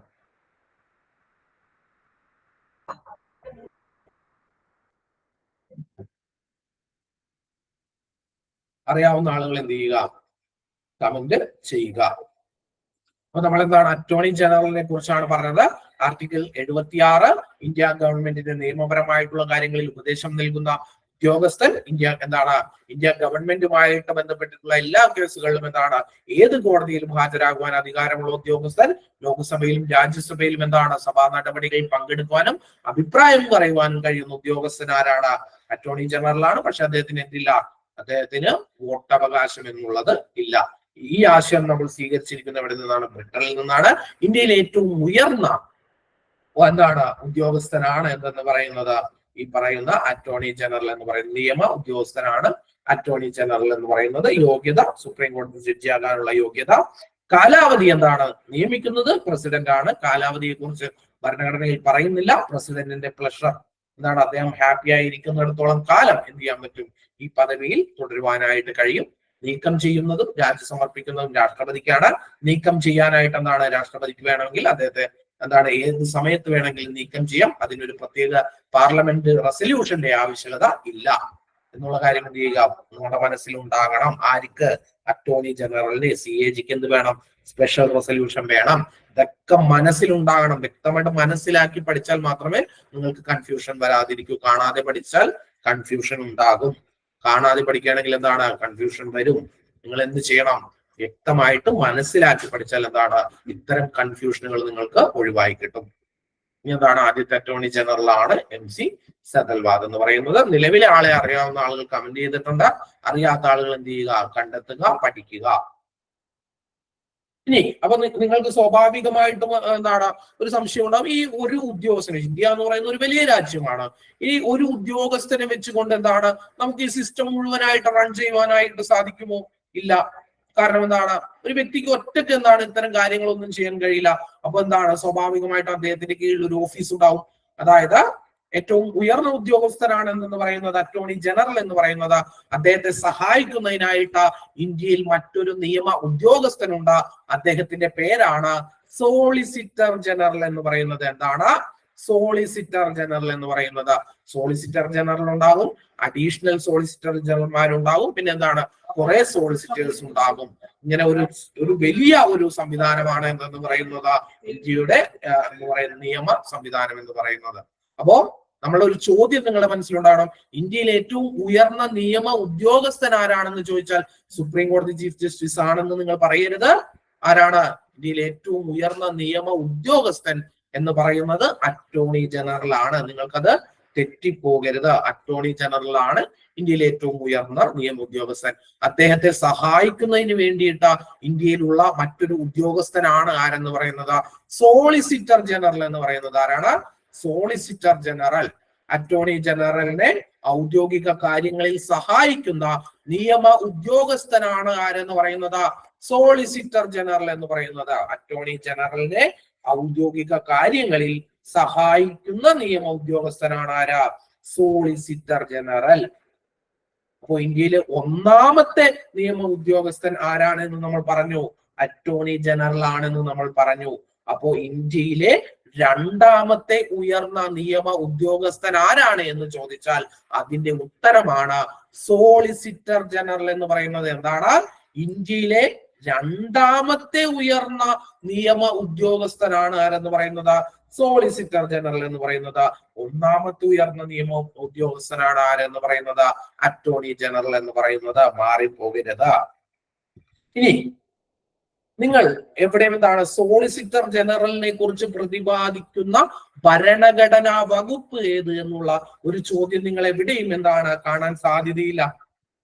കാരണം കാരണം ഈ സോളിസിറ്റർ ജനറൽ എന്ന് പറയുന്ന പദവി അത് ഒരു ഭരണഘടനാ പദവിയല്ല. സോളിസിറ്റർ ജനറൽ എന്ന് പറയുന്ന പദവി ഒരു ഭരണഘടനാ പദവിയല്ല. പക്ഷെ നമ്മൾ അറ്റോർണി ജനറലിനെ കുറിച്ച് പഠിച്ചപ്പോൾ അതുകൂടി കൂടെ പഠിക്കുന്നു എന്ന് മാത്രമേ ഉള്ളൂ. അതുമായി ബന്ധപ്പെട്ടതായതുകൊണ്ട് അതുകൂടി പഠിക്കുന്നു. പക്ഷെ സോളിസിറ്റർ ജനറൽ എന്തല്ല, അത് ഒരു ഭരണഘടനാ പദവിയല്ല, മറിച്ച് എന്താണ്, അതൊരു സ്റ്റാറ്റ്യൂട്ടറി പദവിയാണ്. സ്റ്റാറ്റ്യൂട്ടറി പദവി എന്ന് പറയുന്നത് എന്താണ്? ഇന്ത്യയുടെ പാർലമെന്റ് നിർമ്മിച്ച ഒരു നിയമപ്രകാരം ഉണ്ടായിട്ടുള്ള ഒരു ഓഫീസാണ്, അല്ലെങ്കിൽ ഒരു ഉദ്യോഗസ്ഥനാണ് ആരെന്ന് പറയുന്നത്? സോളിസിറ്റർ ജനറൽ എന്ന് പറയുന്നത്. അതുകൊണ്ട് തന്നെ എന്താണ്, സോളിസിറ്റർ ജനറൽ എന്ന് പറയുന്ന പദവി എന്ന് പറയുന്നത് എന്താണ്? അതൊരു ഭരണഘടനാ പദവി അല്ല, അതൊരു സ്റ്റാറ്റ്യൂട്ടറി പദവിയാണ് എന്നുള്ള കാര്യം എന്ത് ചെയ്യണം, നിങ്ങളുടെ മനസ്സിലുണ്ടാകണം. സ്റ്റാറ്റ്യൂട്ടറി പദവി എന്ന് പറയുന്നത് ഉപദേശക സമിതി എന്നുള്ള അർത്ഥത്തിലല്ല, നിയമപ്രകാരം ഉണ്ടായിട്ടുള്ള ഒരു സ്ഥാപനം, പാർലമെന്റ് നിർമ്മിച്ച ഒരു നിയമം എന്താണ്, ആ നിയമത്തിൽ പറഞ്ഞിരിക്കുന്നത് കൊണ്ട് രൂപപ്പെട്ട ഒരു സംവിധാനം എന്നുള്ള അർത്ഥത്തിലാണ് എന്തെന്ന് പറയുന്നത് നമ്മൾ ഈ പറയുന്ന സ്റ്റാറ്റ്യൂട്ടറി അതോറിറ്റീസ്, സ്റ്റാറ്റ്യൂട്ടറി ബോഡീസ് എന്ന് പറയുന്നത്. അപ്പൊ സോളിസിറ്റർ ജനറൽ എന്താണ്? അതൊരു സ്റ്റാറ്റ്യൂട്ടറി പദവിയാണ്, അല്ലാതെ എന്തല്ല, കോൺസ്റ്റിറ്റ്യൂഷണൽ പദവിയല്ല. ഇനി ഈ പറയുന്ന സോളിസിറ്റർ ജനറലെ നിയമിക്കുന്നത് ആരാണ്? അത് നമ്മളുടെ ക്യാബിനറ്റിൽ ഒരു അപ്പോയിന്റ്മെന്റ് കമ്മിറ്റി ഉണ്ട്. ആ കമ്മിറ്റിയാണ് എന്ത് ചെയ്യുന്നത്, ഇതിനെ നിയമിക്കുന്നത്, സോളിസിറ്റർ ജനറലിനെ നിയമിക്കുന്നത്. അപ്പോയിന്റ് കമ്മിറ്റി ഓഫ് ക്യാബിനറ്റ് എന്നാണ് അത് അറിയപ്പെടുന്നത്. ഈ അപ്പോയിന്റ്മെന്റ് കമ്മിറ്റി ഓഫ് ക്യാബിനറ്റ് ആണ് ആര് നിയമിക്കുന്നത്? സോളിസിറ്റർ ജനറലിനെ നിയമിക്കുന്നത്. ഇന്ത്യയിലെ ആദ്യത്തെ സോളിസിറ്റർ ജനറൽ ആണ് ആരെന്ന് പറയുന്നത്? CK ദഫ്താരി എന്ന് പറയുന്നത്. ആരാണ്? CK ദഫ്താരി എന്ന് പറയുന്നത്. അപ്പോ ഇന്ത്യയിലെ ആദ്യത്തെ സോളിസിറ്റർ ജനറൽ ആരാണ്? CK ദഫ്താരിയാണ്. ഇനി നിലവിലെ ഇന്ത്യയിലെ സോളിസിറ്റർ ജനറൽ ആരാണ്? അറിയാവുന്ന ആളുകൾ എന്ത് ചെയ്യുക, കമന്റ് ചെയ്യുക. അടുത്തത് ഏറ്റവും അവസാനത്തെ ഒരു അതാണ് അഡ്വക്കേറ്റ് ജനറൽ എന്ന് പറയുന്നത്. നമ്മൾ അറ്റോർണി ജനറലിനെ കുറിച്ച് എന്ത് പഠിച്ചോ അതിന്റെ തന്നെ ഒരു സംസ്ഥാന വേർഷൻ ആണ് എന്തെന്ന് പറയുന്നത് അഡ്വക്കേറ്റ് ജനറൽ എന്ന് പറയുന്നത്. അറ്റോർണി ജനറൽ കേന്ദ്രത്തിലാണെങ്കിൽ അഡ്വക്കേറ്റ് ജനറൽ എന്ന് പറയുന്നത് സംസ്ഥാനങ്ങളിലായിരിക്കും. ബാക്കി എല്ലാ കാര്യങ്ങളും എന്താണ്, നിങ്ങൾ അറ്റോർണി ജനറൽ പഠിച്ചാൽ നിങ്ങൾക്ക് ഒരു കോമൺ സെൻസ് ഉണ്ടെങ്കിൽ അഡ്വക്കേറ്റ് ജനറൽ പഠിക്കുവാനായിട്ട് കഴിയും എന്നുള്ള കാര്യം നിങ്ങൾ മനസ്സിലാക്കുക. അതായത് ആ പോയിന്റ് നോക്കുക, സംസ്ഥാനത്തെ ഏറ്റവും ഉയർന്ന നിയമ ഉദ്യോഗസ്ഥനാണ് അഡ്വക്കേറ്റ് ജനറൽ. നമ്മൾ അവിടെ എന്താണ് പറഞ്ഞത്? ഇന്ത്യയിലെ ഏറ്റവും ഉയർന്ന നിയമ ഉദ്യോഗസ്ഥൻ ആരാണ്? Attorney general. ഇവിടെ നമ്മൾ എന്താ പറയുന്നത്? സംസ്ഥാനത്തെ ഏറ്റവും ഉയർന്ന നിയമ ഉദ്യോഗസ്ഥനാണ് ആരെന്ന് പറയുന്നത്? അഡ്വക്കേറ്റ് ജനറൽ എന്ന് പറയുന്നത്. ഇനി ഈ അഡ്വക്കേറ്റ് ജനറലിനെ കുറിച്ച് പ്രതിപാദിക്കുന്ന ഭരണഘടനാ വകുപ്പ് ഏതാണ്? ആർട്ടിക്കിൾ 165. എന്താണ് ആർട്ടിക്കിൾ 165? അവിടെ എന്താണ് അറ്റോർണി ജനറലിനെ കുറിച്ച്? ആർട്ടിക്കിൾ 76. അത് രണ്ടും മാത്രം നിങ്ങൾക്ക് എന്താണ് പഠിക്കാനുണ്ടാകും. അത് കഴിഞ്ഞാൽ എന്താണ് ബാക്കിയെല്ലാം നിങ്ങൾക്ക് സുഖമായിരിക്കും. നോക്കുക, നിയമിക്കുന്നത് ആരാണ്? അറ്റോർണി ജനറലിനെ നിയമിക്കുന്നത് പ്രസിഡന്റ് ആണെങ്കിൽ സംസ്ഥാനങ്ങളിൽ ആരായിരിക്കും? ഗവർണർ ആയിരിക്കും. നിങ്ങൾക്ക് അറിയാവുന്നതാണത്. അപ്പോ ഇങ്ങനെയാണ് ഇത്തരം കാര്യങ്ങളൊക്കെ പഠിക്കുക. ഇതൊന്നും കാണാതെ പഠിക്കേണ്ട സംഭവങ്ങളൊന്നുമല്ല. അപ്പോ ഈ അഡ്വക്കേറ്റ് ജനറലിനെ നിയമിക്കുന്നത് ആരാണ്? ഗവർണറാണ്. ഗവർണറാണ്. അപ്പൊ യോഗ്യത എന്താണ്? നമ്മൾ അവിടെ പറഞ്ഞ അറ്റോർണി ജനറലിന്റെ യോഗ്യത എന്താ? സുപ്രീം കോടതി ജഡ്ജിക്ക് തുല്യമായിട്ടുള്ള എന്താണ് യോഗ്യത ഉണ്ടായിരിക്കണം. ഇവിടെ എന്തായിരിക്കും? ഇവിടെ ഹൈക്കോടതി ജഡ്ജി ആകുന്നതിനുള്ള യോഗ്യത ഉണ്ടായിരിക്കണം. എന്താണ്? ഹൈക്കോടതി ജഡ്ജി ആകുന്നതിനുള്ള യോഗ്യത ഉണ്ടായിരിക്കണം. ഹൈക്കോടതി ജഡ്ജി ആവുന്നതിനുള്ള യോഗ്യത എന്ന് പറയുന്നത് എന്താണ്? ഒന്ന്, ഇന്ത്യൻ പൗരനായിരിക്കണം. പിന്നെ എന്താണ്? ഇന്ത്യയിൽ ഏതാണ് 10 വർഷത്തിൽ കുറയാതെ ഇന്ത്യയുടെ ഏതെങ്കിലും ഭൂപ്രദേശത്ത് ജുഡീഷ്യൽ ഓഫീസിൽ പ്രവർത്തിച്ചിരിക്കണം. അതായത് സാധാ കോടതികളിൽ എന്താണ് 10 വർഷത്തിൽ കുറയാതെ ജഡ്ജി ആയിട്ടിരുന്നിട്ടുള്ള എക്സ്പീരിയൻസ് ഒക്കെ വേണമെന്നാണ് പറയുന്നത്. അല്ലെങ്കിൽ ഹൈക്കോടതിയിൽ 10 വർഷത്തിൽ കുറയാതെ എന്താണ് അഡ്വക്കേറ്റ് ആയിട്ടുള്ള എക്സ്പീരിയൻസ് ഉണ്ടാകണം. എങ്കിൽ എന്താകാൻ പറ്റും? ഒരു ഹൈക്കോടതിയുടെ ജഡ്ജി ആകുവാനായിട്ട് സാധിക്കും. അപ്പോ ഇതേ ക്വാളിഫിക്കേഷൻ തന്നെയാണ് ആർക്കുള്ളത്? ഇതേ ക്വാളിഫിക്കേഷൻ തന്നെയാണ് അഡ്വക്കേറ്റ് ജനറലിന് ഉള്ളത്. പക്ഷെ മനസ്സിലാക്കേണ്ടത് ക്വാളിഫിക്കേഷൻ മാത്രമേ എന്തായിട്ടുള്ളൂ? തുല്യമായിട്ടുള്ളൂ. അധികാരങ്ങൾ എന്തല്ല, ഇവര് തമ്മിൽ എന്താണ് തുല്യ പദവിയല്ല എന്നുള്ള കാര്യം നിങ്ങളുടെ ബോധത്തിൽ ഉണ്ടായിരിക്കണം. യോഗ്യതയെ കുറിച്ച് മാത്രമാണ് നമ്മൾ ഇവിടെ പറയുന്നത്. ഇനി അവിടെ എന്താണ് കേന്ദ്ര സർക്കാരിന് വേണ്ടിയിട്ടാണ് ഹാജരാകുന്നത്, നിയമോപദേശം നൽകുന്നതൊക്കെ നമ്മൾ പറഞ്ഞു. ഇവിടെ എന്താകും? ഇവിടെ സംസ്ഥാന സർക്കാരിന് വേണ്ട നിയമോപദേശങ്ങൾ നൽകുക. സംസ്ഥാന സർക്കാരിന് വേണ്ടി എന്താണ് സംസ്ഥാനത്തിലെ ഏത് കോടതിയിലും എന്താണ് ഹാജരാകുവാനായിട്ട് സാധിക്കുന്ന ഉദ്യോഗസ്ഥനാണ് ആരെന്ന് പറയുന്നത്? ഈ പറയുന്ന അഡ്വക്കേറ്റ് ജനറൽ എന്ന് പറയുന്നത്. അടുത്ത പോയിന്റ് അവിടെ നമ്മൾ പറഞ്ഞു എന്താണ്? അറ്റോർണി ജനറൽ പാർലമെന്റ് സമ്മേളനങ്ങളിൽ പങ്കെടുക്കാമെന്ന് പറഞ്ഞു. നമുക്ക് സംസ്ഥാനങ്ങളിലേക്ക് വരുമ്പോൾ എന്ത് പറ്റും? സംസ്ഥാന നിയമസഭയിൽ പങ്കെടുക്കുവാൻ കഴിയുന്ന എന്താണ് അഭിപ്രായം പ്രകടിപ്പിക്കുവാനും കഴിയുന്ന ഉദ്യോഗസ്ഥനാണ് ആരെന്ന് പറയുന്നത്? അഡ്വക്കേറ്റ് ജനറൽ എന്ന് പറയുന്നത്. ഇവിടെയും എന്തില്ല? വോട്ടവകാശം ഇല്ല. കാലാവധി എന്ത് തന്നെയാണ്? കാലാവധി ഭരണഘടനയിൽ പ്രതിപാദിച്ചിട്ടില്ല. എന്താണ്? ഗവർണർക്ക് താല്പര്യമുള്ളിടത്തോളം എന്താണ് അഡ്വക്കേറ്റ് ജനറൽ ആയിട്ട് തുടരാം. അവിടെ നമ്മൾ എന്താ പറഞ്ഞത്? പ്രസിഡന്റിന് താല്പര്യമുള്ളിടത്തോളം he or she should hold the office എന്താണ്? During the pleasure of the governor എന്താണ്? Advocate general. During the pleasure of the president എന്താണ്? Attorney general. ഇതൊക്കെ എന്താണ്? മനസ്സിലാക്കി വെക്കുക. കാണാതെ പഠിക്കരുത്, തെറ്റിപ്പോകും. ഇനി നീക്കം ചെയ്യുന്നത് ആരാണ്? നീക്കം ചെയ്യുന്നത് ഇവിടെ ആരാണ്? ഗവർണർ തന്നെയാണ്. രാജി സമർപ്പിക്കുന്ന ആരാണ്? ഗവർണർക്കാണ്. സാലറിയും മറ്റു അലവൻസുകളും തീരുമാനിക്കുന്നത് ആരാണ്? അതും ഗവർണറാണ്. കേരളത്തിലെ ആദ്യത്തെ അഡ്വക്കേറ്റ് ജനറൽ ആണ് ആരെന്ന് പറയുന്നത്? KV സൂര്യനാരായണ അയ്യർ എന്ന് പറയുന്നത്. ഇപ്പോഴത്തെ കേരളത്തിൽ എന്താണ് അഡ്വക്കേറ്റ് ജനറൽ ആരാണ്? അറിയാവുന്ന ആളുകൾ എന്ത് ചെയ്യുക? ഇവിടെ കമന്റ് ചെയ്യുക. ഇല്ലാത്ത ആളുകൾ എന്ത് ചെയ്യുക? അറിയാത്ത ആളുകൾ ഒന്നില്ലെങ്കിൽ ഇവിടെ നിന്ന് നോക്കിയാൽ ശരിയാണോ എന്ന് നോക്കുക, അല്ലെങ്കിൽ എന്ത് ചെയ്യുക? സ്വയം കണ്ടെത്തി പഠിക്കുക. അപ്പൊ എന്താണ്? നമ്മള് 2 ഭരണഘടനാ സ്ഥാപനങ്ങളെ കുറിച്ച് എന്താണ് ഇവിടെ പഠിച്ചു കഴിഞ്ഞു. എന്തൊക്കെയാണ് അത് എന്ന് പറയുന്നത്? ഒന്ന് ഈ പറയുന്ന കൺട്രോളർ ആൻഡ് ഓഡിറ്റർ ജനറലും, രണ്ടാമത്തേത് എന്താണ്? അറ്റോർണി ജനറൽ ഓഫ് ഇന്ത്യയും അതിന്റെ സംസ്ഥാന വേഷനായിട്ടുള്ള അഡ്വക്കേറ്റ് ജനറൽ ഓഫ് ഇന്ത്യ എന്ന് പറയുന്ന ഭാഗവുമാണ് എന്ത് ചെയ്തത്?